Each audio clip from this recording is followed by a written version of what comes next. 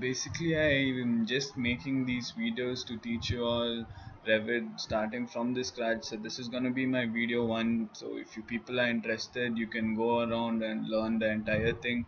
So I myself saw many of my classmates and all the students who want to learn Revit, but they're not getting this exact platform or not getting these tutors who teaches from the student point of view.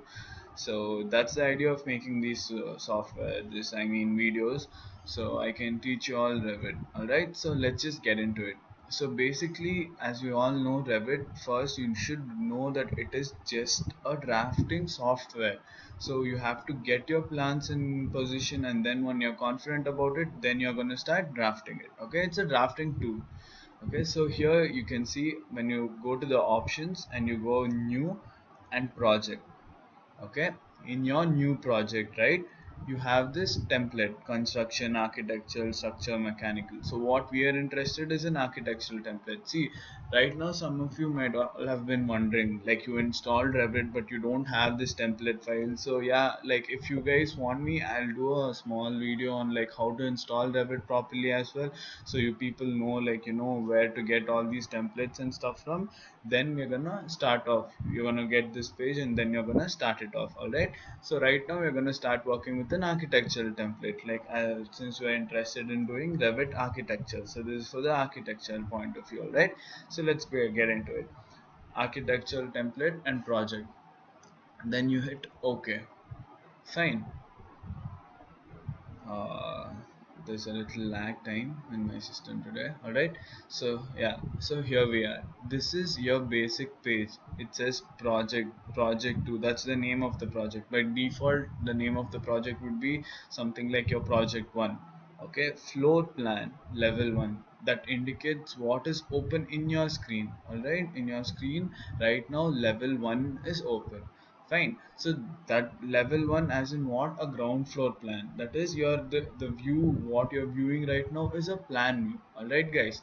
So can you people see these four small things? One, two, three, four. So those things, just imagine like four people are standing in four different directions. So what are you gonna use them for? Basically is to see your elevation. Alright, to see from what side how it's going to look like. Alright, so this being said, let's just go into the interface of Revit first of all. Okay, so here this is an architectural tab. Okay, as you all can see, this is the architectural tab. So here you have your wall, door, window component. We'll get into it. We'll get into how to work with all these things. But for now, just know that this is your architectural tab. Then is your structural tab. Okay, then you have all your structural members. Then you have your systems. So systems, what do you use it for? Your plumbing, your electrical lighting, and all these stuff are there in your systems. All right, then insert is when you want to link, or when you want to import some stuff. So that's where you use your insert tab. Okay, I'll get into the details of every command later on. Then you have your annotate. So what is your annotate is for labeling is called annotating, right? So annotate, you come to label all your stuff. And then in your analyze, so you guys must be knowing, right? There'll be structural analysis, and there'll be load analysis, and there'll be spaces analysis and energy analysis. So for all that you need to use your analysis tab. And then your massing. Okay, so you mass, what a mass means, right? So your massing tab for that. And okay, and then collaborate. See, collaborate is basically, guys, Revit has this BIM. Okay, so if we are like, we'll be learning it later, so for that you need collaborate. Like, if many people are working on the same file at the same time, so that's when you use your collaborate. Okay, and then this is your view tab, just to change the different types of views and stuff. And then in your manage, see, so basically what we are going to start off is with our manage tab. This manage tab is like putting in the basic settings for Revit. So if you guys would have worked with AutoCAD and stuff like that, you have your project units. So in your manage also, you come across your project units, your materials, the materials that is there in the project. So that's what your manage tab is basically for. Alright, and then add-ins is like if you have some plugins put into Revit, okay, for whatsoever. Okay, modify is your basic construction, I mean your drafting tab. Okay, so now let's see your manage tab. In your manage tab, right, you have your project units. Okay, so what does your project units do? It's setting your basic units that you're gonna work with. See, make this you understand properly. You're just setting the units that you're gonna work with. Okay, and this is changeable at any point of the project. Like you want to change back to a different form of unit because your specification was given that way, or for whatever, for your convenience, you're always free to do that. All right. So this is the first one is your length.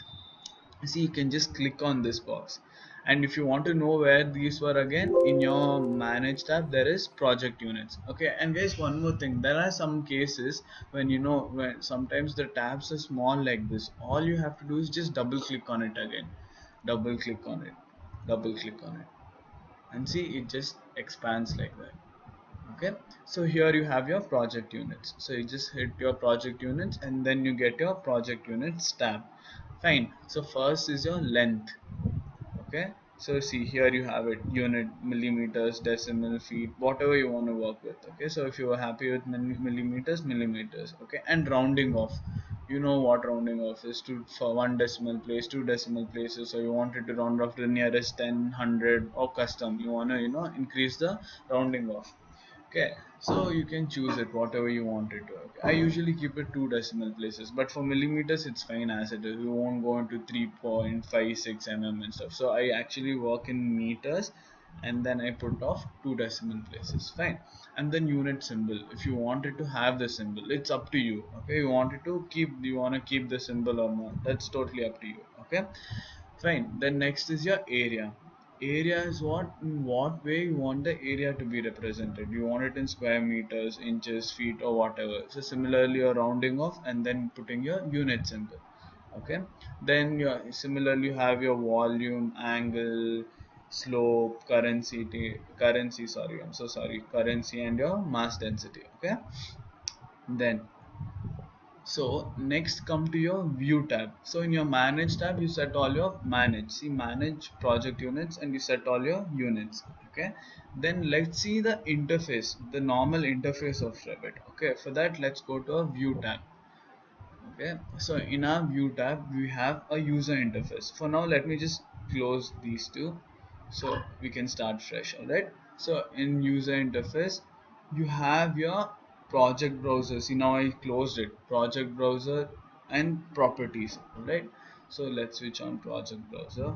So this is a project browser. So what is your project browser? First understand what a project browser is. Okay, so you think of project browser as a file. See, you can see here, right, all the views, then floor plan, ceiling plans, elevation. See, this is how you close it or expand a certain tab. Alright, just click on it. In your floor plans it has level 1, level 2 and site.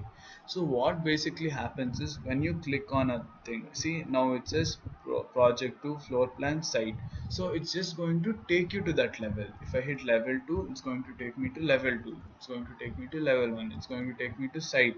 Similarly, ceiling plans, it's going to take me to ceiling plan level 1, ceiling plan level 2, elevations. Then if I've created some legends, if I've created some schedules, if we have created some sheets, or if there are some families or groups in the project. Okay, so this is like a, what do you say, like a index, and you can just navigate to it very easily. All right, so we'll learn gradually. For now, just know what it is. Okay, so that's your project browser. Okay, then come back to your user interface and switch on your properties. Okay, so here you can see, right, this properties tab. And also guys, one more thing. Okay, for your convenience, just place it on the two sides of the screen. Okay, don't make it come overlapping, or this is a very good positioning for me. At least it works out for me this way. Okay, so you guys see what you're comfortable with. You can even fit in these two things in the same window like this. Sorry, like you can just see like this here, properties and project browser. You can fit it in like that if you want, if you're comfortable with that. Or else, for me, I feel like keeping it both displayed at the same time side by side, and no, I feel comfortable working this way, so I keep it this way. So it's totally up to you guys. All right, so now let's come back to our floor plan. And so this is our properties. Okay, so this much for now. We've seen the two different whatever I've told you it is. So yeah, let's get into the depth right now. Okay,